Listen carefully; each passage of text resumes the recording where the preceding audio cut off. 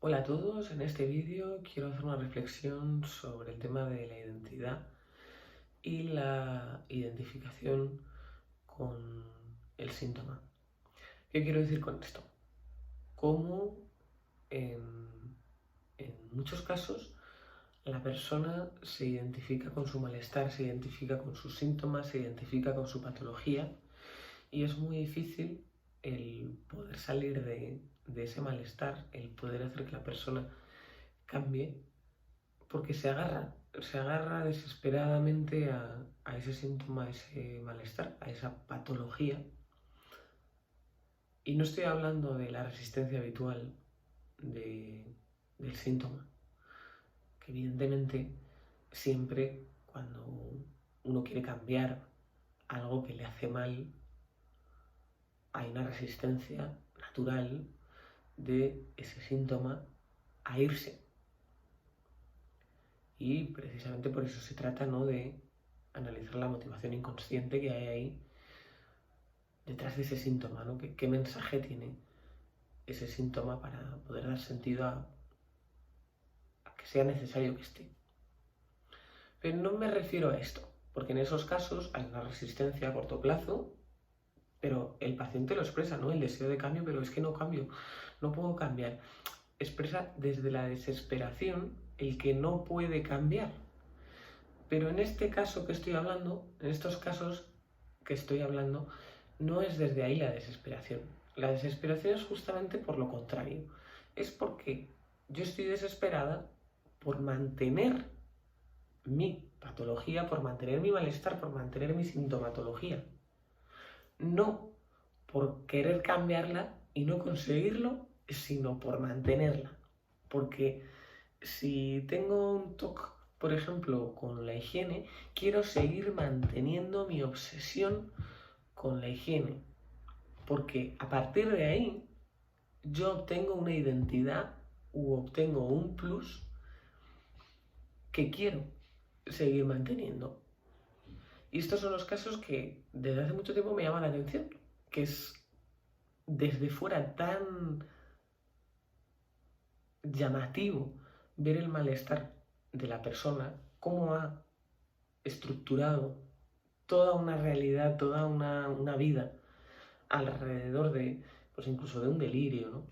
De un delirio o eso, de un malestar, de un síntoma, y no hay forma de moverlo. Y no hay forma de moverlo porque de pronto parece como que, como un juego de dominó, todo caería y perdería sentido para el paciente, perdería sentido para la persona, caería su existencia. Por un lado estoy pensando, por ir poniendo un poco ya ejemplos concretos, uno es esto, ¿no? Por ejemplo, el tema de la higiene.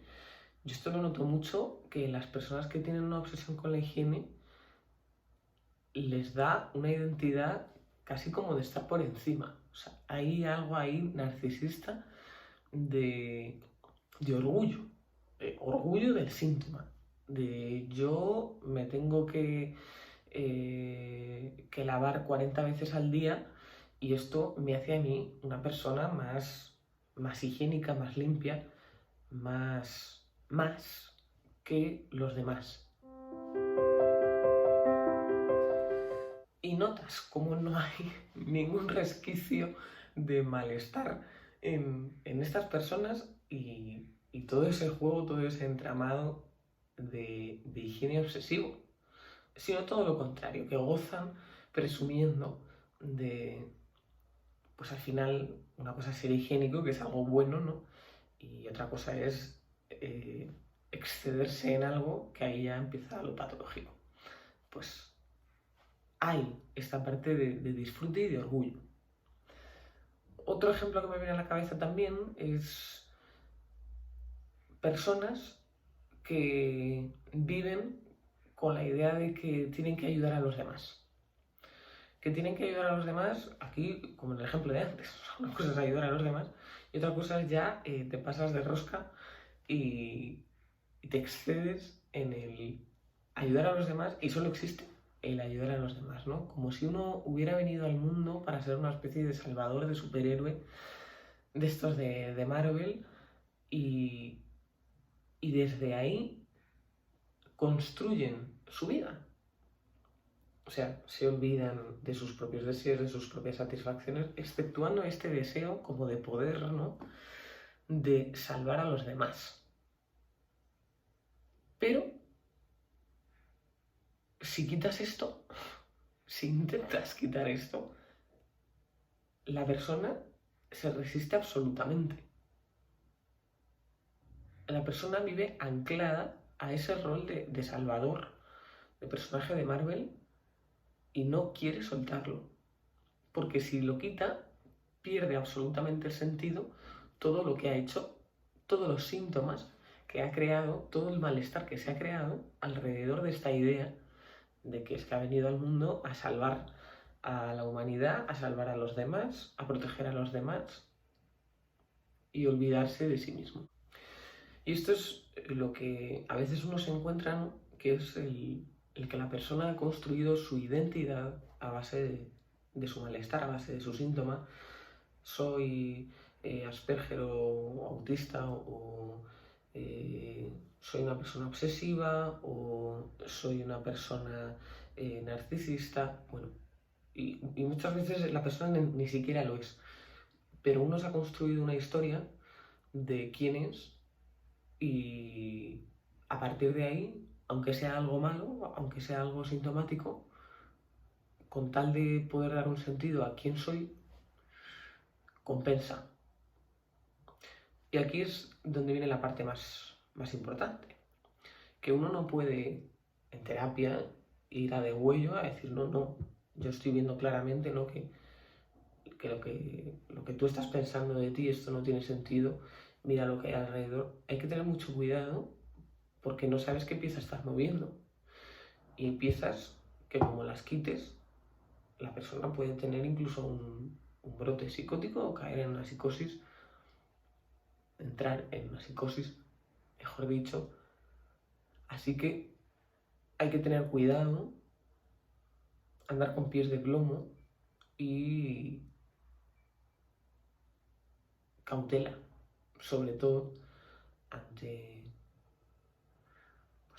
este tipo de situación, ¿no? En la que se ve claramente que el paciente está identificado o sobreidentificado con su malestar. Porque, insisto, si fuerzas el que salga de allí, pues quizás es peor el remedio que la enfermedad.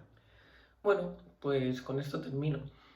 Simplemente no aportar esta reflexión sobre cómo en muchos casos lo enfermizo construye la falsa creencia, el falso saber de quién soy. Y es triste que con tal de saber, o de creer saber más bien, no de saber, sino de creer saber quién soy, me vale todo. Y me vale el sufrimiento. O con tal de ser distinta, con tal de ser diferente a los demás, también me acojo a cualquier patología, sea encima o no sea la que me corresponde. Bueno, pues los martillos del vecino ponen límite al vídeo de hoy, así que hasta otro.